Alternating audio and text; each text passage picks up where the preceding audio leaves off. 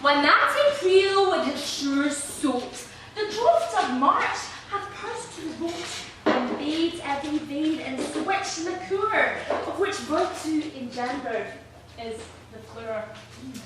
Oh, and the snail foals making melody, for sleeping all the night, with open ye.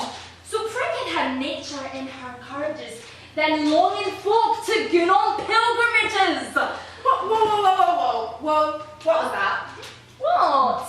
I thought we agreed we weren't going to speak Middle English. I know, but I thought it would add a bit of authenticity, a bit of culture to proceedings. The majority of the people here aren't even English, let alone speak Middle English. So can we just go on as planned, please? Thank you. Can I rhyme just a little bit? Right, you can rhyme, as long as you don't do it all the time. Oh, damn it. What is this over here? Yes! Well, where was I? Right. Then people long to go on pilgrimages. Woo! And farmers long to seek the stranger strands of distant shires known as sundry lands, and especially from every shire's end of England down to Canterbury they went, to seek the holy blissful martyr who was quick to give them help when they were sick.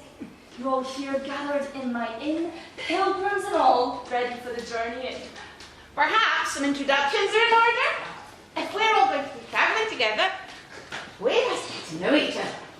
Yes, what a good idea. Well, I'll start. I am Harriot Bailey, but you can call me Harry, and this is the best serving wench in all the land. Yeah. Hi. Good girl. I answer to Philippa or Pippa. If you whistle at me, you may get your drink, but it'll be over your head. Oh yeah. Same goes for anyone feeling handsy. Okay? Yeah. My name is Alisoun. I must say I like this rhyming idea. Anything for entertainment. I've been a worthy woman all my life. What's more, I've had 5 husbands. All at the church door. Yes, it's a fact that I've had so many, all worthy in their way, and only as good as any. And all the company in your youth. Oh, there's no need to mention them, forsooth. I would say that it's a pleasure to see you again. summoner, but I wouldn't want to be summoned for lying. It's been a long time, Alisoun. A pretty penny I made from your sins before you became a respectable widow. Oh. Ladies and gentlemen, we have a summoner in our party. It looks like we're out of luck. The feeling is very much mutual, Friar. Hubert! It's so nice. Why don't you introduce yourself and your old cabinet? It is such an honour to be in your presence, your nobility, your heroic deeds. Oh, yeah. My deeds were not heroic. Of course not. I did no more than my duty. To show them the truth, honour, and freedom. Good Sir Knight, you put us all to shame. If everyone was like you, well, I'd be out of business. Mon Dieu, Apologies, Madame. Madame Eglantine. Madame Eglantine, my apologies for the rough behaviour. Well, it's an interesting part of building. I'm very glad to meet you all. I hope you're going to be friends, darling. I really happy to see you all in my house. You won't miss it. It's the biggest in the country. And I love feasting and entertaining. And there is always enough to go around. So much that some people say that it is snowing to eat and drink. Oh, Wow. hey. Feast. Your generous invitation has got my cogs turning. Let's have a little entertainment for our journey. You'll all tell tales, and whoever's I deem best will be treated to a fine feast by all the rest. Yeah. Who's going first then? Well, you'll all draw a straw, and then we will depart. The one who draws a short straw will start.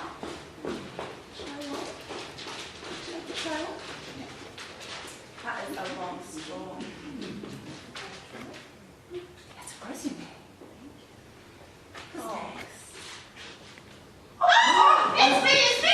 I win! Now, Dame, by your wisdom, let me be led.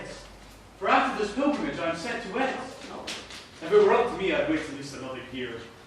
I ask you to tell a tale of marriage for all of us here. Gladly. But this inn is not the place for such a tale, so let us begin our pilgrimage before I regale you all with a story. But let's not travel long, and not in silence. Join me in a song! Bells come down from an old angel to a French town. There's never a maid in all this town, but well she knows when bells come down. The greatest sounders in this town are very glad when bells come down. Bells come down, bells come down, from an old angel to a French town. There's bells come down, bells come down. Bells come angels come down. The greatest maid in all this town, but well she knows when bells come down. The greatest sounders in this town are very glad when bells come down. And well she knows when bells come down. Drunkards in this town are very glad when bells come down. Bells come down, bells come down. From an old angel to a French town. There's never a maid in all this town, but well she knows when bells come down. The greatest drunkards in this town are very glad she knows when bells come down.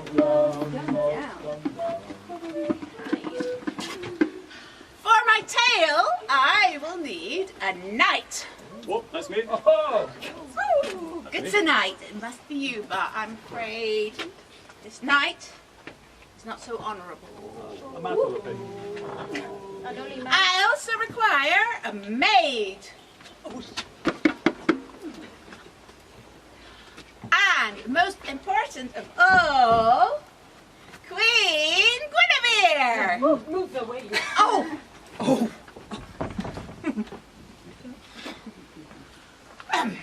In ancient days of Arthur, the honourable king, whose praises every Briton loves to sing, there lived a knight who was used to making ladies quiver. One day as he was riding along the river, he saw a maiden, beautiful and young, and watched her happily wandering along. And though she protested until she was hoarse, he took her maidenhead by force. Disgusting.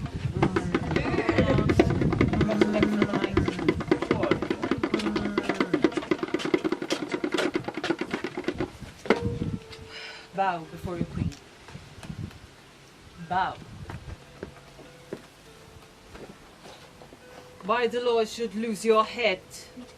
But I want to put you to the test. Your life is in no way certain. But you shall live if you cannot answer me this question. What is the thing that women most desire? I cannot answer. Then you have a year to this day to discover the answer and keep your neck bone from the iron. Go, seek and learn. The dishonourable knight sighed and went on his way, knowing that he would have to pay with his life if he could not the answer find. So he travelled for miles to get him out of this bind. But no matter how many he asked, there never seemed to be any group of people that seemed to agree. What is it that women most desire? Money. A friar in the streets and a devil in the sheets.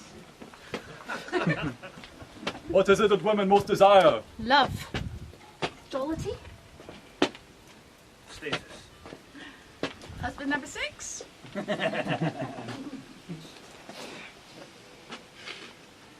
It's been almost a year and I still haven't found the answer. I will never know what women most desire. Now I will die because of it. The knight rode back to Camelot in a dejected mood to face his fate. But then, in the depths of a wood, he came across some ladies dancing. Did he count 24? Hey, I swear there's definitely more. I'll ask these ladies before I return. Perhaps they'll save my life with my lesson I can learn. But as he got close, all the ladies vanished. But one.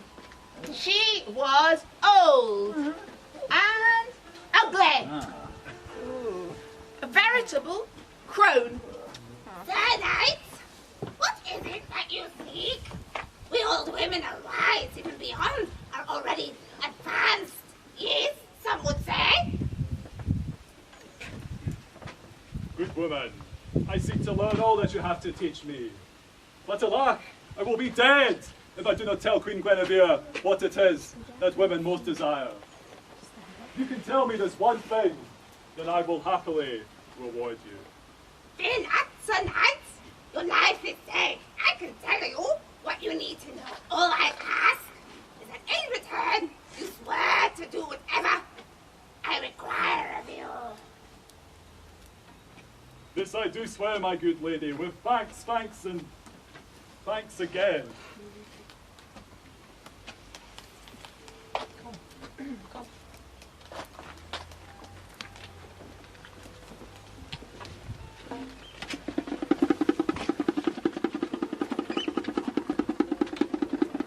Bow.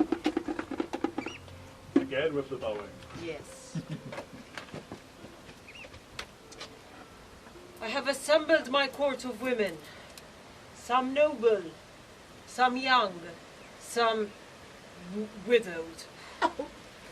All the company, all the grace and the wisdom of the kingdom have gathered here to hear what you have to say. So tell us your answer. What is the thing that women most desire? My lady queen, I have discovered that generally women desire to have the same sovereignty over their husband as over their lover. And to master him, he must not be above her. This is what you most desire. Now, whether you kill me or spare me, do as you wish. I'm here at your will.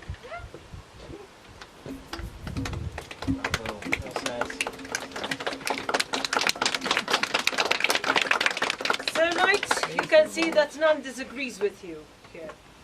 You have truly learnt Now go out and carry your lesson with you, and remember that it saved your life. Lassie, my sovereign lady queen, before the crowd disperses, I would like to claim my reward. It was I who taught the knight the answer, and in return, he promised to grant me whatever I requested. Well, within reason. I request he takes me as his wife. Granted, you shall be married this very day. Oh, quick.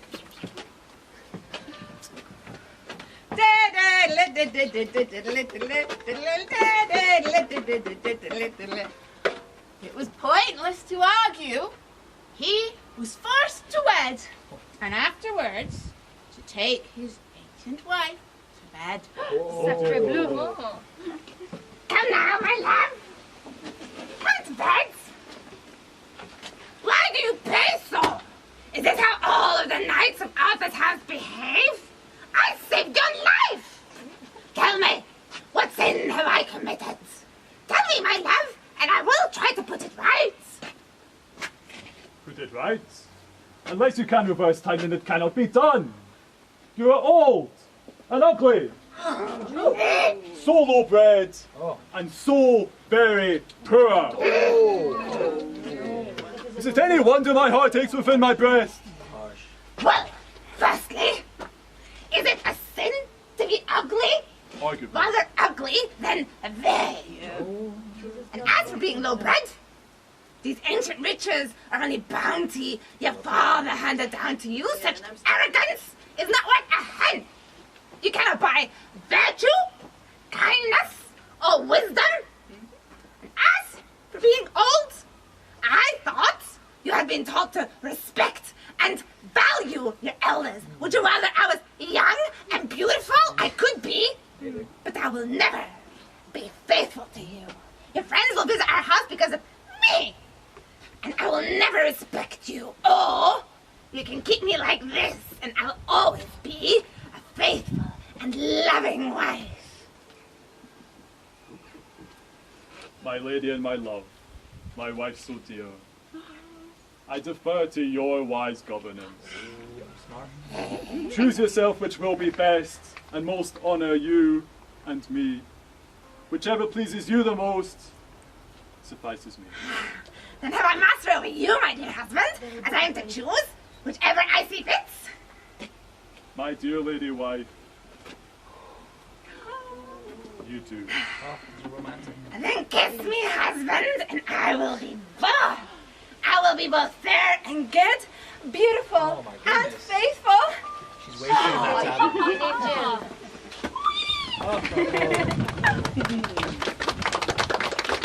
And thus they lived to their lives' end in perfect joy. And Jesus Christ has sent husbands, meek, young, and fresh of bed, and grace to override them that we wed. What's more, I pray that Jesus short their lives, that will not be governed by their wives, and old and angry misers of dispense. God sent to them a very pestilence. I mean, it's all very well and good that he got his happy ending, but I mean, the Gospel of St. Matthew teaches us that not all sins can be forgiven. Rebus, feces, dormitorium. You know. Look, by the two arms of God, these friars are always on the prod. All they do is prod and buzz, and every day shut pie, like flies. I promise, on my word, before we go, to find occasion for a tale or so about a summoner that'll make us all laugh. Well, damn your eyes, and on my own behalf, let my eyes be damned as well, if I can't think of several tales about friars to tell. Oh, look, he's going in a huff. Be quiet, both of you, that's enough.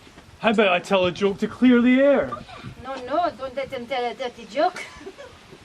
Madame, tell us something moral, something clear. I'm profitable and will gladly hear. But now let us journey on and make it more pleasing with a song. There's a sound in it, now we sing. the growing meadows blooming, bring us round and here.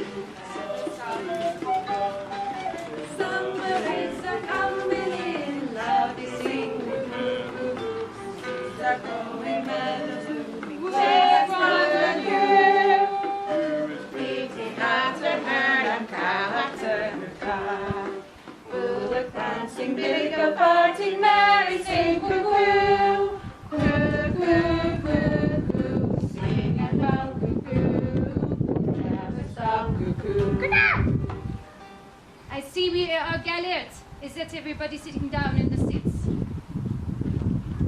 I'm going to tell my tale. Once, long ago, there dwelt a poor old widow in a small cottage. Since the sad day she was last a wife, she had led a very plain and simple life. Her one bride was her cockerel named Chanticleer. His voice so beautiful for crowing, he had no fear. He loved the hen we find gathered on her throat. Her name was gracious Lady Pertelote. Oh, I like this tale already. I have several hens and a really nice cocktail. Hey! Don't tell him, you filthy months, we're on a pilgrimage. Now, in those days all animals could speak and sing. And one night, just as dawn was about to spring, the Chanticleer began to groan and lurch next to fair Pertelote on the perch. For Chanticleer was sorely troubled by a dream and woke Pertelote with a roar and scream. She was quite aghast and said, Oh, dearest heart, what's ailing you? Why do you groan and start? Fie, what a sleeper! What a noise to make! Oh, my love, I beg your pardon, and please take no offence, but by the Lord, I had to scream. I've just had the most terrible dream. Within our yard, I saw some kind of beast, a type of hound, I think at least. Its coat was a blend of yellow and red. It tried to seize me and would have me dead. Its ears and tail were tipped with sable fur, unlike the rest. Oh, it was a russet cur. My dearest love, alas, what cowardice! By God above, you've hardened my heart and lost my love. I cannot love a coward, come what may. All women long whatever we may say, for husbands who are tough, dependable, not a fool. That boasts and then at dream sees his courage cool. Oh, my love, please listen if you can. Take Cato, now there was a wise man. Did he not say, take no account of dreams? Now, good sir, fly from these beams. For that love of God, take a laxative. That's the best I can give for melancholy choler. Hear my urge and free yourself from vapors with a purge. And so he spoke no more of dreams. A word still ringing, he flew down from the beams. For it was day, and down his ends grew old, and with a chuck he gave the troop a call. But a fox was lurking in the yard that day. Still in a bed of cabbages he lay, watching the cock, waiting for his cue, as all of these fellows so gladly do. Basking in the sunlight, Chanticleer sang freely, more merrily than a mermaid in the sea.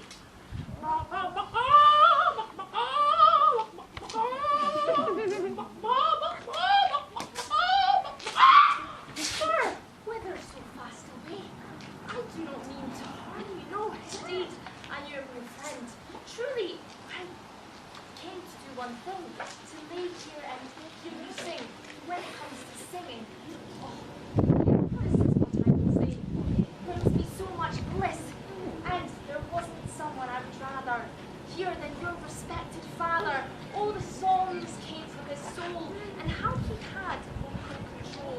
He would close his eyes tight shut in concentration, then the tiptoes strut, and with an elongated neck and a beautiful beak, nobody could top his lovely technique. So, do you think you could do what your father did and sing for us? So Chanticleer did couldn't quite the thing, and that's when the fox chose to attack and knocked Chanticleer onto his back. He wrapped his jaws tightly around his neck and stole him away before Chanticleer could even peck. The other hens saw, and such commotion they began that everyone in the village gave pursuit and ran after the fox, holding tight to Chanticleer, who hatched a plan despite his fear.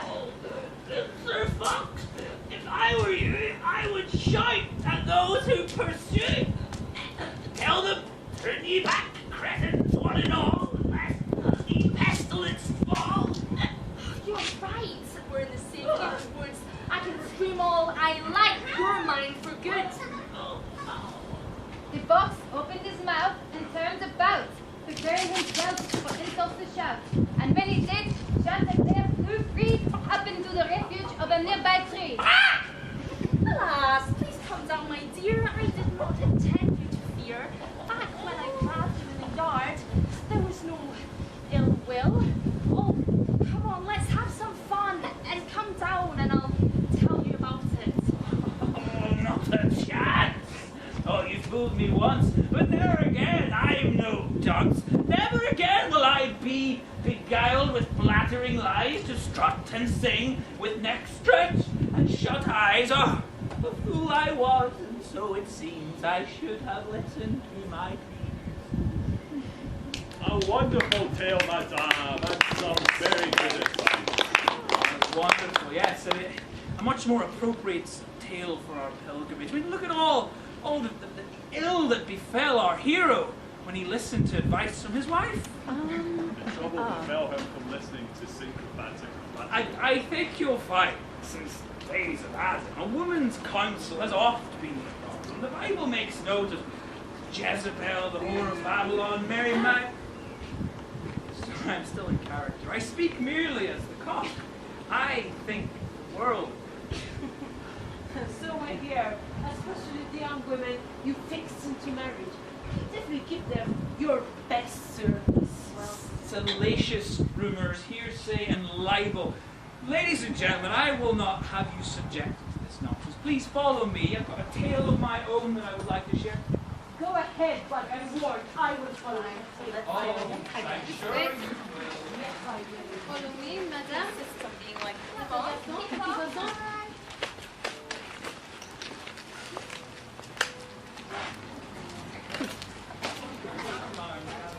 This way, pilgrims.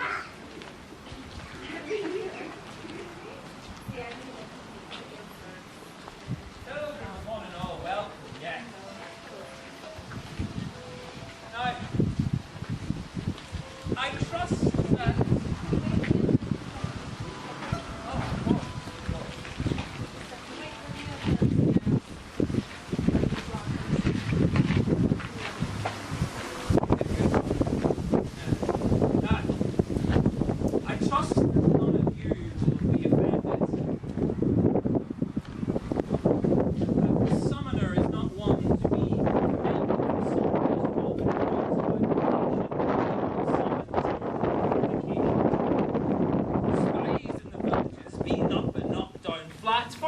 Summoner is little more than a... Enough of that. Have courtesies befitting. Stay in fine company. I'll have old maids. On holiday.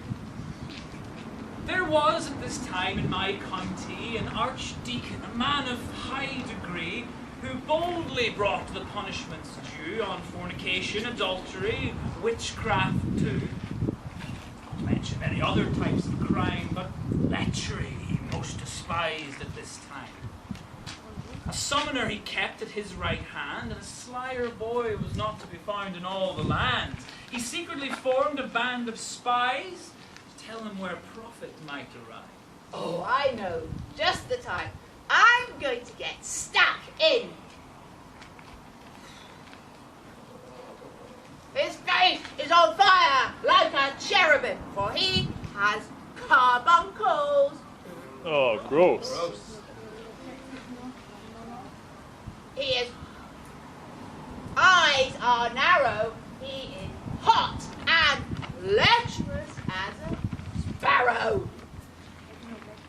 Black, scabby eyebrows he has and a thin beard.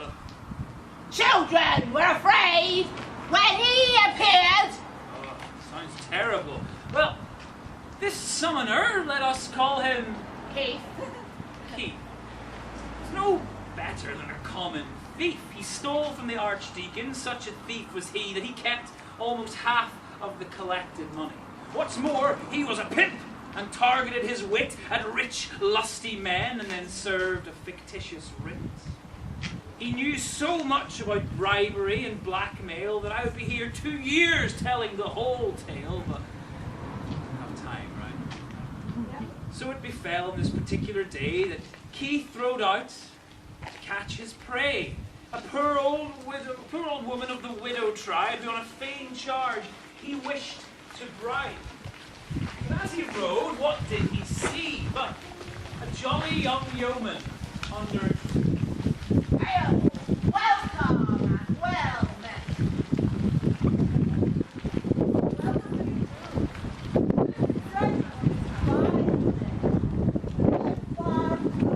No, not far today. Just collect a rent that is only a good Bible. Why? Are you big? Oh, yeah. Yes. Let's go with that. Rather, I'll be damned. I'm a bailiff too. And I'm a stranger to this part. And if you ride with me and show me around, then I have some gold and silver to share. Do me this, and you'll be always welcome to my shire and collect anything you desire. Well, all right. Thanks a lot. Let us shake hands on it and swear to be as brothers to our dying day. Yes. And with that, chatting merrily, they went on their way. Brother, where is it that you're from, so that I may visit you someday? Or I live far, far up north. I'll tell you exactly there before we part. I hope to see you there very soon. Brother, I feel like not to learn. Since you're a bailiff, just like me. Now it's only tricks. You can trust me, I will not judge, so hold nothing back. How do you win the mountain money? Okay? Brother, I'm not as rich as you think. I have a very hard master who is keeping my wages really tight. So I live by extortion. I ride in search of anything I'm given, and I take it by anything. Oh, it's the same with me. Oh. And why should we feel guilty? If it weren't for extortion, how would we live? I don't know. So we use a little trickery here and there. Fish to a conscience, aye. None. Right. And curses to those who say we should be penitent. Brother, I like you. I think we are of the same ilk. What would you say? Swapping names? Brother, would you have me really tell? All right then. My name is Fiend, and I live in hell. I write in search of anything I'm given, and you seem to have the same objective. Shall we write in search of prey?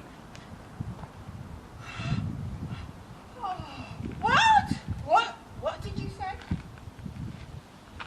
That's incredible! You look just like a baby.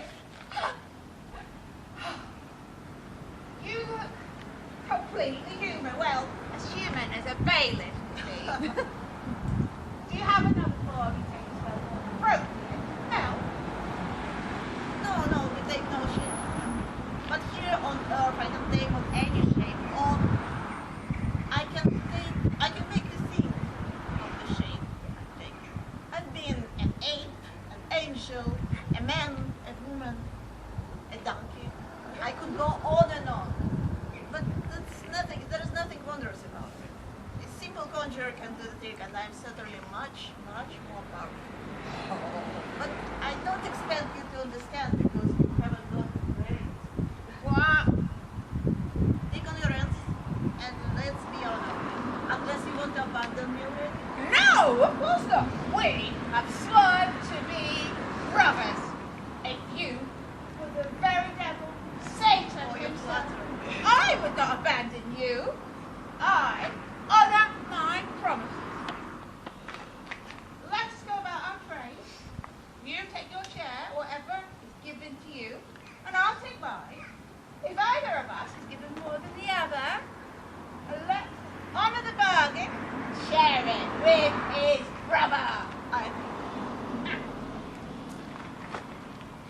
The summoner had it in his mind to play. He wanted to pillage, take more than his part, and at the edge of the village he spied a hay-filled hut, stuck in the mud that would not move with force, no matter how much the carter swore at his horse. You would be the horse.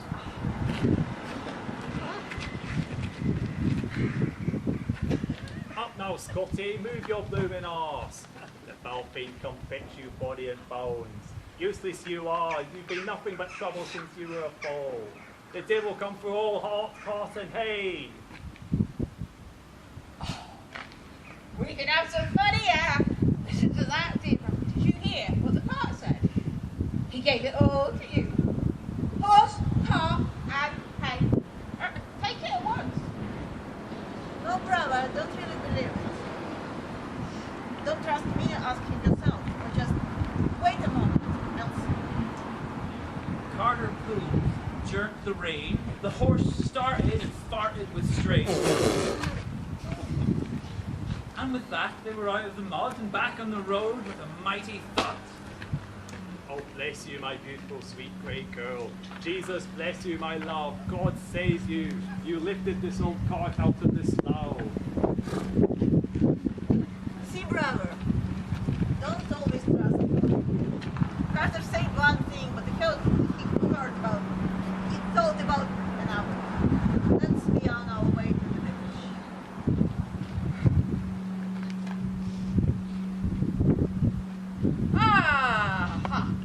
Here, where I'll show you how it's done at part with any of her possessions.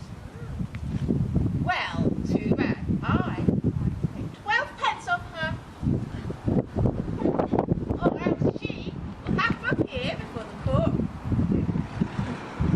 Well, that's what I'll tell her. There is no actual charge. She has no vices, but she will believe whatever I want her.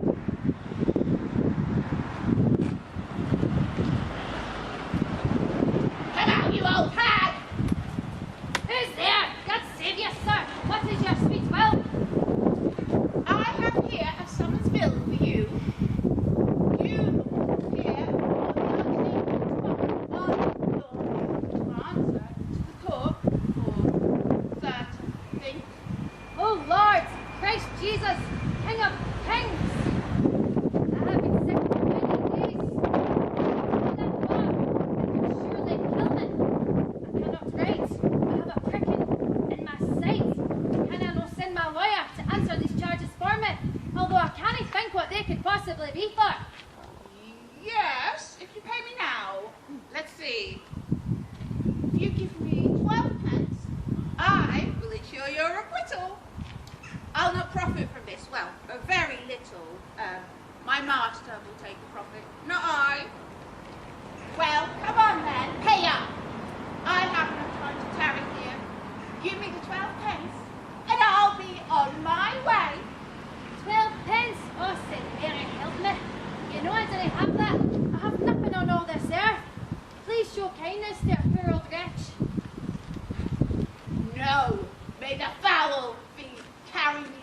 I excuse you? Please, sir, I swear I have no money.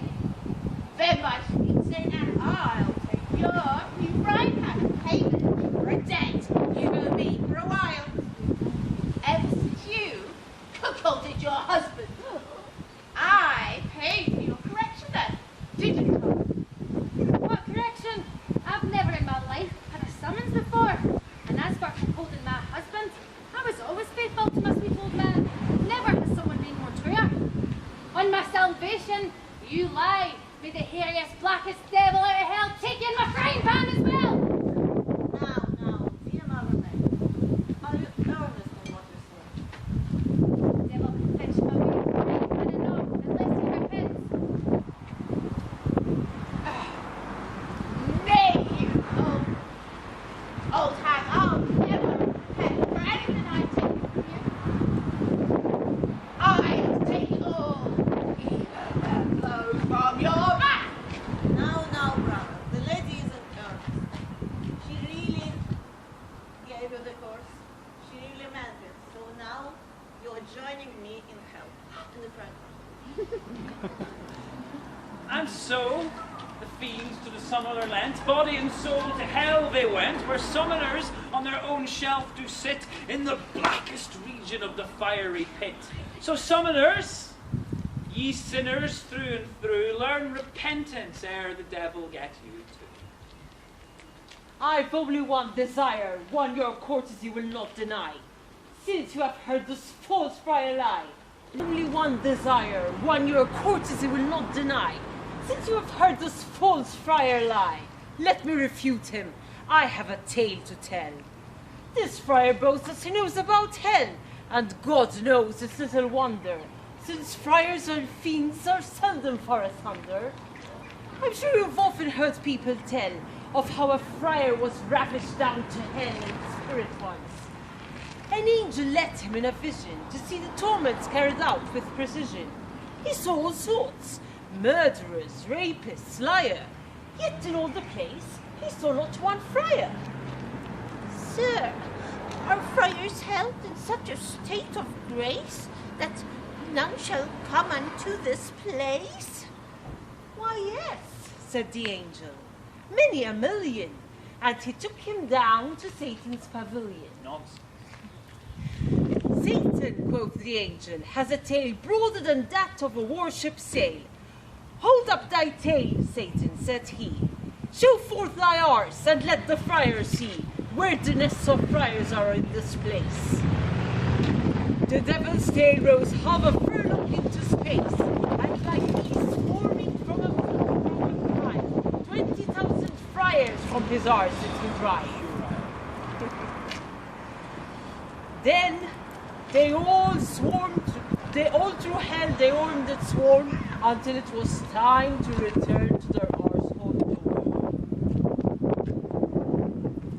Then they came back as fast as they could run and disappeared up his arse, everyone. Lucifer clapped his tail on them, and all was still. And the friar, when he looked his fill upon the sorry torment of the place, his spirit God restored by heaven's grace unto his body, and he awoke. The fear of what he'd seen had made him choke, and the devil's arse was always in his mind, as it was the heritage of all his kind.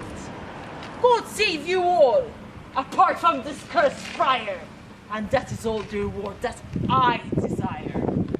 There now, you have both had your fun. Let's call it truce and we'll hear no more about it. Come out now, you must have a tale of redemption you can tell us. What do I know of friendship? I sell people fake relics. Bring them in. Convince them that they part with their money thinking they can take it back and throw away their sins.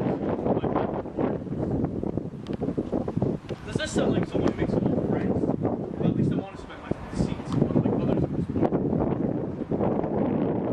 Would anybody like to buy an egg? A dragon egg? Anybody? Anyone? I think we better continue this program. Good pilgrims, if anyone wishes to take away away their sins before we reach our destination, then come forth to me. The Pope has granted me special license to sell his pardons. Perhaps you're struggling with your crops. Well, I have a mitten here. Whoever gets this mitten out of my hand will have no more trouble with their land. They will multiply their grain. They'll wheat or oats. All you have to do is cough up the growths. Stop lagging your cat at me if you're not telling the tale. Be quiet.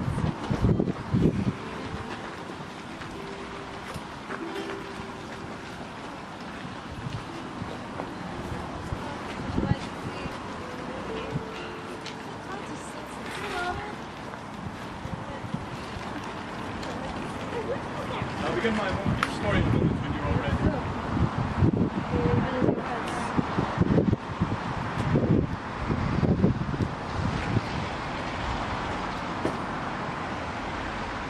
In Flanders there was once a company of 3 youngsters full of knowledge. Their lives were gambling, brothels, debauchery. They ate and drank and spent beyond their capacity. One morning when they were at the tavern for a drink, they heard the handbell rang for a moment. On seeing it pass forth to its grave, one of them called forth to his name. You? Come on. Don't hold me. Come on. I'm a knight. You're a knave. Now. Ooh. Go and see whose corpse is in the coffin. See that you report his name correctly. Sire. Knave. Sire, that's not necessary. His name was told to me 2 hours ago. He's an old friend of yours who was suddenly slain last night. He was drunk and like a thief, different from him. And the spirit's blood is hunted too. He has no presence in his feelings. In a village just a mile away, he is slain. Woman, child, servants have passed her alone. When you're going against this adversary, you will expect him any time, anywhere. God's arms, this is so perilous to meet. I shall seek him out. I make this vow by multiple bones. Listen, fellows, aren't we all agreed? Hold up your hand and swear to become each other's brother. We will slay the straight of death. He who slays so many. We shall do it tonight. I swear to it. Yes, me too. When we catch him, death is dead. When they had been gone not fully half a mile, just as they were about to step over a stile, they met a very old poor man. They meekly greeted them and began.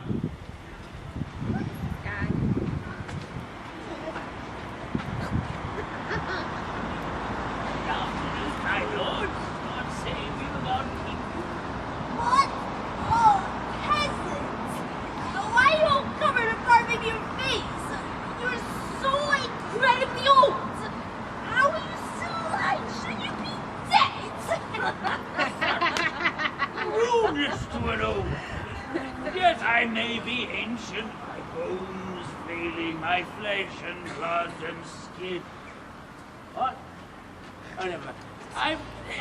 Yes, I may be old, but no one will take my head from me in exchange for the youth. God has abandoned me. Death himself will not claim me. And yet you speak like this to know about it. I will be on my way. Wait there! Wait there, old peasant! You spoke just now of the traitor dead. He's slaying all our friends in the country. So, tell us, as you are his spy, where death is, or you will pay. I bet you are in league with him to kill us young people. You false thief! Well, if you are so desperate to find death, I shall tell you where I left him. Just down this path, in the grove under the old oak tree. There you will find death. God save you.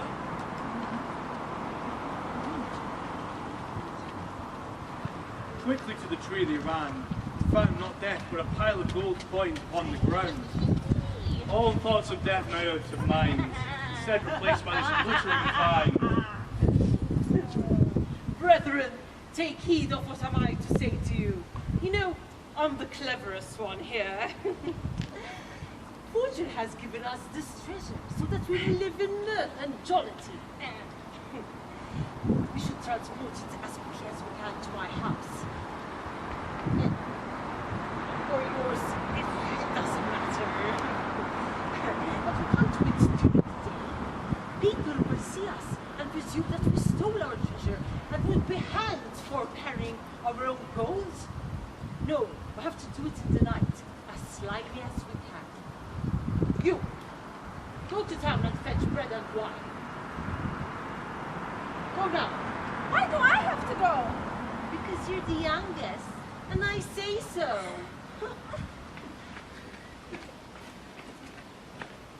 Brother, you know you're my sworn brother, and you can trust me. Can I trust you? Of course, brother. What's in your mind? This is a lot of gold, and yet, if we divide it into three, it won't be quite so comfortable. Dividing it to half sounds like a better proposition, don't you think? You already knows about the gold. How do we cut it out?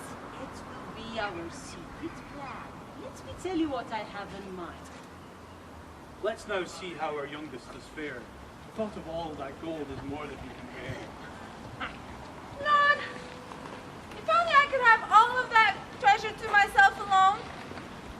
Only the king would be richer than I, and I would live so merrily. Oh, there's nothing else for it. I can't bear the thought of sharing my gold. I'll have to get rid of the other two, but they're bigger than me, and I'm outnumbered. Poison is the way.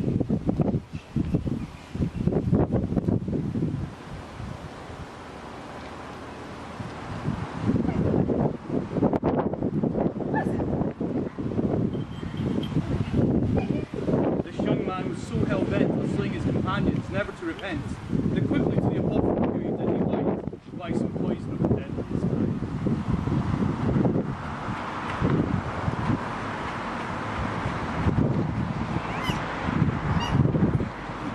Hey friends, I'm back. I brought no bread, just wine. Let's pour in some wine, am I right?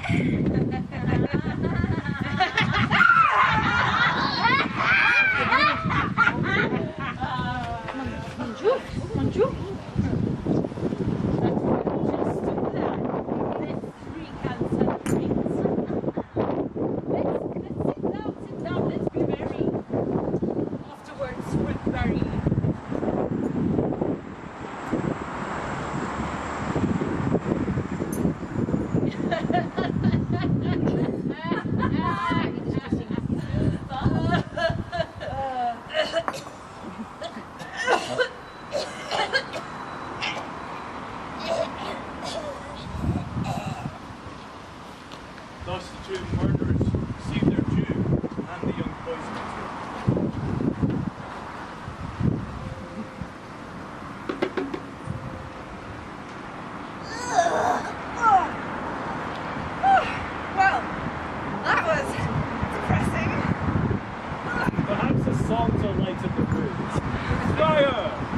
If you would be so good. Of course. I have the lovely tale of Chanticleer, and I have my own little song.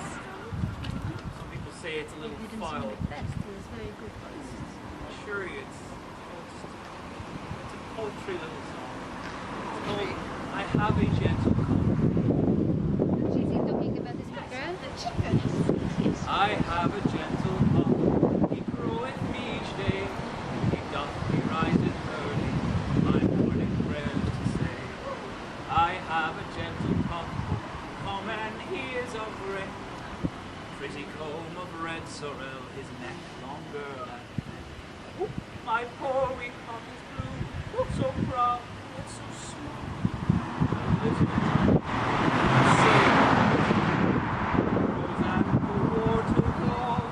if you don't speak Middle English, that means dark. I have a gentle cock, with eye a glowing amber, and every night he taketh perch there in my lady's chamber.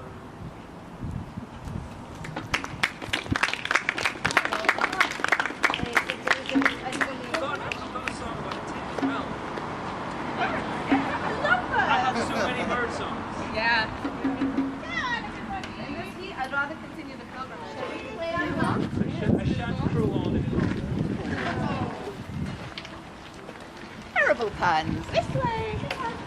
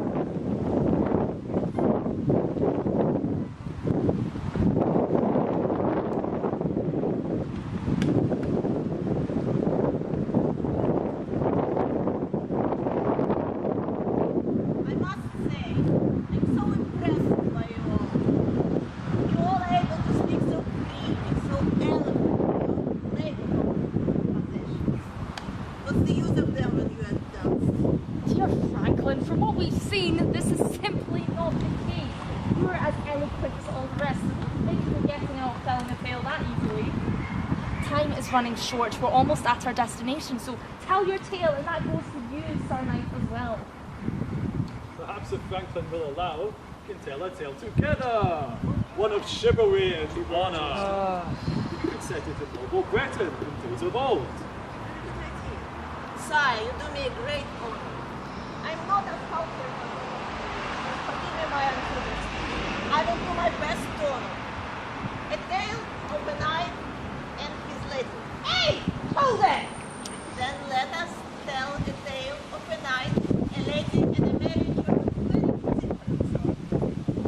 In Britain, there I lived a noble knight, as long were fair lady shone, so proud.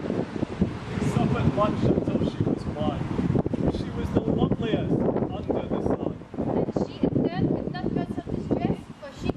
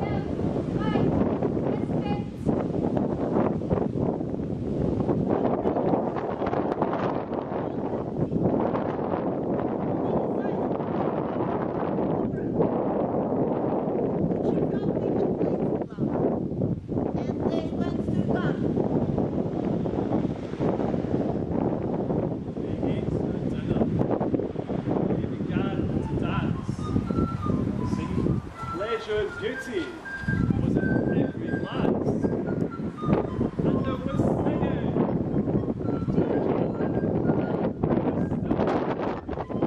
And gave out a ball. Friends, well, this is lovely, and I appreciate the thought. All I want to do is see my husband. I hear music, and I want to dance with him. You sing a song, and I long for his sweet voice. But I will try to enjoy myself and let my sorrows slide away.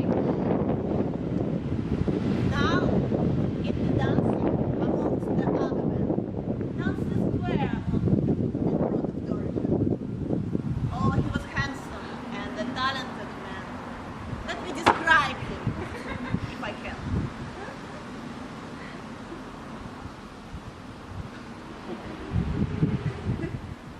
If I can. Words fail me. He could sing and dance better than any. And as for virtues, oh, he had many. One of the best looking men alive. Young, strong, virtuous, rich, and wise. Well behaved. Held in great esteem. Oh, he knew how to make ladies scream. Oh, we get the picture. Shall we carry on? Sorry, I got carried away.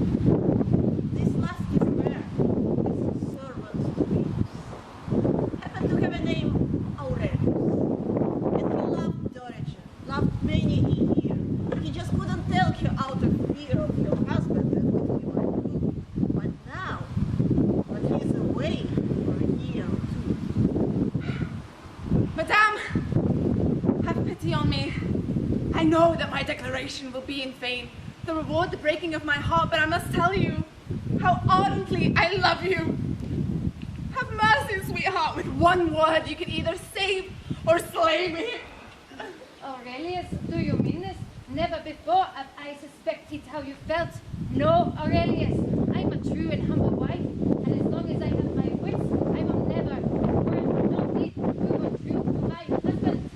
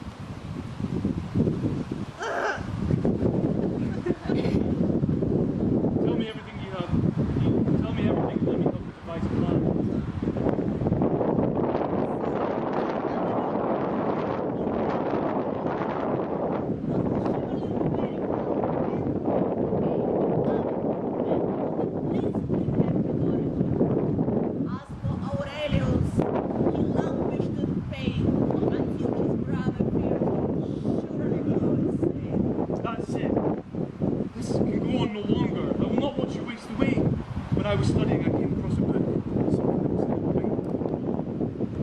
It shows tricks of what can be done, illusions to trick the eyes. I've heard of a fellow who performed such an illusion to make it appear as if those black rocks had been removed. Every last one. Then she'll have to keep her promise to you. Otherwise, she'll be shamed for breaking it. Brother of mine, you have saved my life. Let us go now to the sorcerer. No time to waste. I will have my lady after all. And off they went in welfare, in hopes of relieving him of his care. I know the cause of your coming. You love a lady. This lady loves another.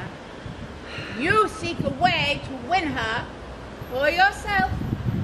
Yes, that's right. That's really impressive. But what I require of you is an even more impressive feat.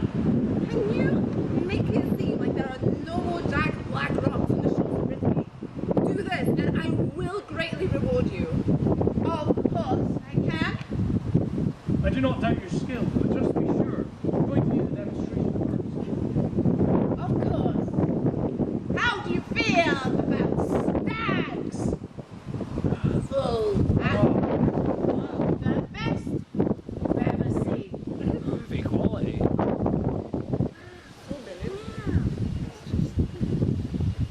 Or how about knights jousting? Or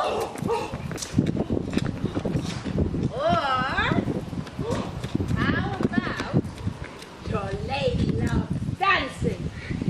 Just for you.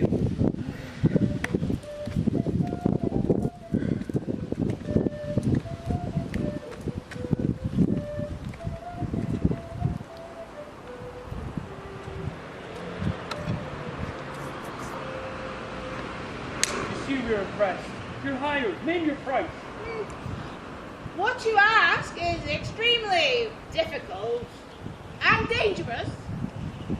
I will need £1,000 at least. £1,000? £1,000? £500,000? I would give the world if I owned it. You have a deal. Let us not waste time. We shall go in the morning. Upon the morrow, that was the day, and they went right away to the Brittany, where they parted, so the conjurer could get started on tricking Dorigen to make you say that the black rocks of Brittany has gone away. And then the devious task was done. Aurelius went to help Anna. My true lady, my dreaded love, as best as I know how. You know that I would do anything to please you. I have been in such distress. I could die right here by your feet. Remember the promise you made to me? Now, I don't claim anything as a right, but just think on your honor and my suffering before you break such a promise. For I have removed those very rocks you so hated. Look for yourself, they're all away. Alas, that this should ever happen, and never thought it possible. I don't know what to do. My only two other options are death or dishonor. I feel I'm compelled to choose between the two. I'd rather lose my life than dishonor my name or body. At least with death, I would be blame free.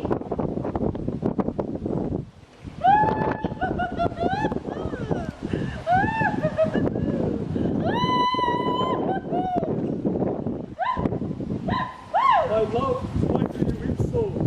Alas, the day I was born. I never thought it would be possible.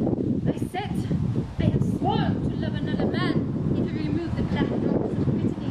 I said it when you were gone, and never meant it to be so.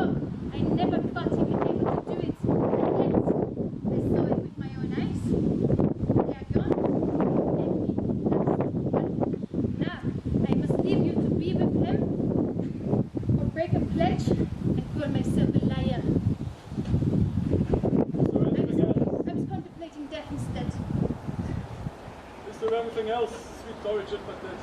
No, nothing, even if it were God's will. There is nothing. My beloved wife, this that today,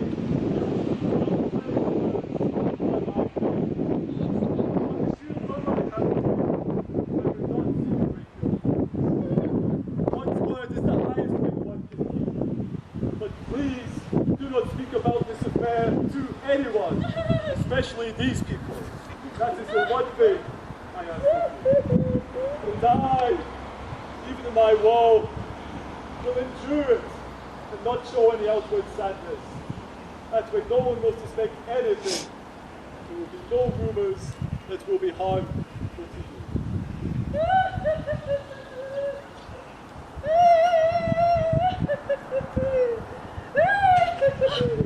You're here? I can scarce believe it.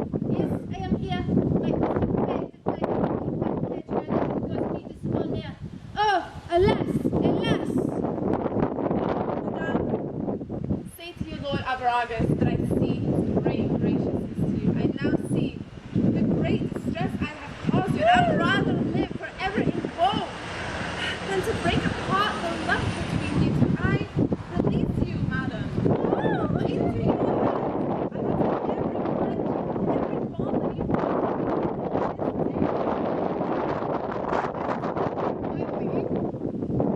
of the truest and best wife that ever I knew.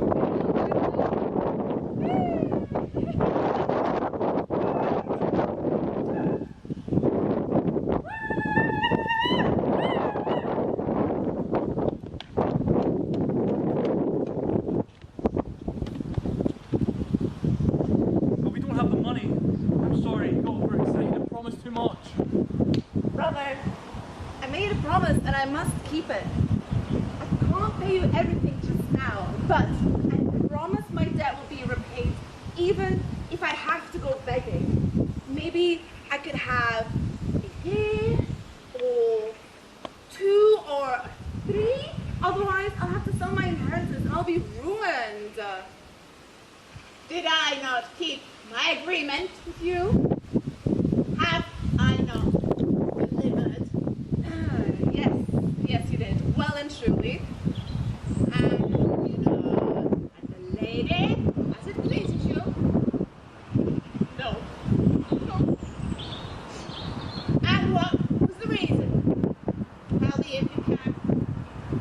Lord Averagus would rather have died in sorrow and distress, and that his wife was false to her pledged word. She was so sad when she came to me. I couldn't have forced the issue. I saw then how churlish and mistaken I'd been. She didn't mean the words she saw. So just as she freely came to me, I freely sent her back again. My dear brother, you have both been gentle to each other. You may be a squire and he a knight, but God forbid that a simple sorcerer cannot also do gentle deeds. And so, I release you from your debt. Averagus and Dorige in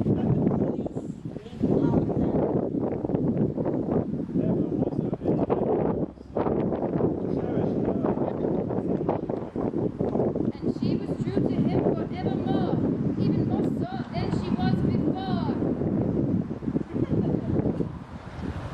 Dear pilgrims, I have a question. Who do you think was most honest? Most true? Can't tell whom you can depend. Then there is no more to tell. Our tale is at Follow me into the church. We have made it. Come celebrate. Cheers! Marie, Marie!